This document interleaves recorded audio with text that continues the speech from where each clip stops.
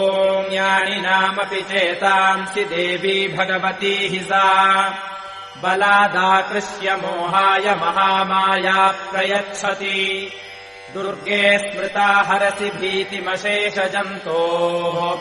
स्वस्थैः स्मृता मतिमतीव शुभाम् ददासि। दारिद्र्यदुःखभयहारिणि का त्वदन्या सर्वोपकारकरणाय सदार्द्रचित्ता। सर्वमङ्गलमाङ्गल्ये शिवे सर्वार्थसाधिके शरण्ये त्र्यम्बके गौरि नारायणि नमोऽस्तुते। शरणागतदीनार्तपरित्राणपरायणे सर्वस्यार्तिहरे देवि नारायणि नमोऽस्तुते।